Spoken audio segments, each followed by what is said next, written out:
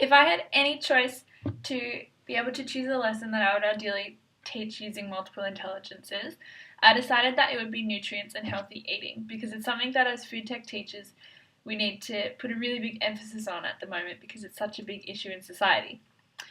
So, on that, I've picked out a few ways for every kind of intelligence, hopefully, that I thought would be able to be taught in a classroom. So for the nature smart or naturalist intelligence, I'd usually rely on these people a lot in every sort of class because they have an interest in nature and food and things like that. They would be good people to have in the class because they'd be able to come up with examples of food sources for specific types of energy. So for carbohydrates, I could ask them an example of carbohydrates and then also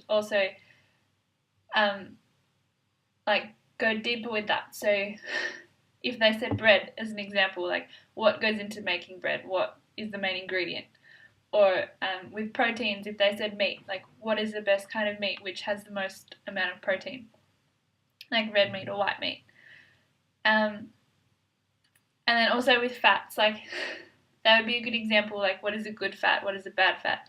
Obviously, this is interchangeable with stage 4 and 5 because I think some of it would be a bit too advanced for stage 4, but it could also, it's a good concept.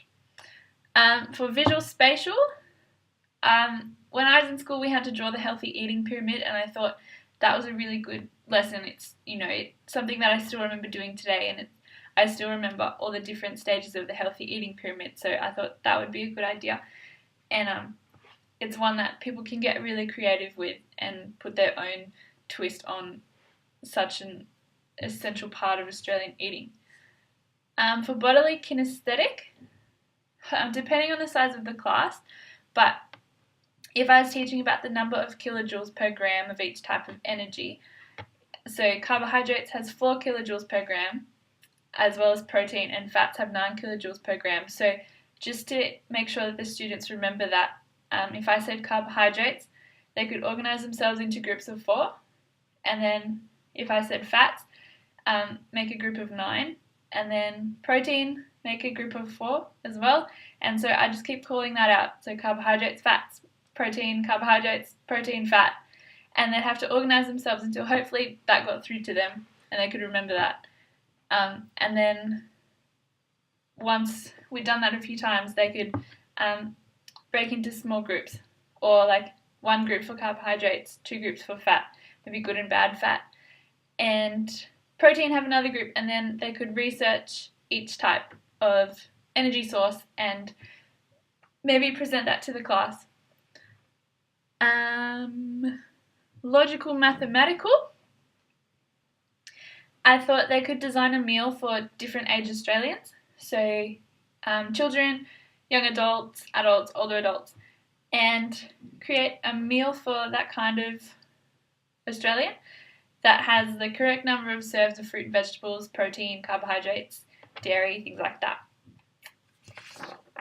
And for linguistic verbal or word smart, write a short 1-page story about the different sections of the healthy eating pyramid.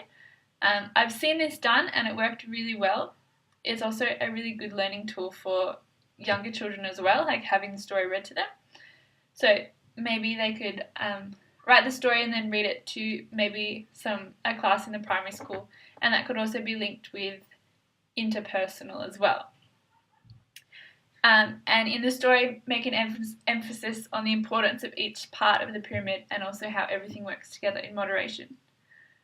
For people smart, in pairs, discuss their normal daily intake, so what they would normally eat during the day, and discuss whether or not that would meet the healthy guidelines or what the Australian Guide to Healthy Eating says should be in a healthy diet. Intrapersonal, I thought keep a food diary for a week. I had to do this when I was in school and I thought it was really interesting. Just, you do forget a bit, but seeing what you eat over a whole week, it's really cool.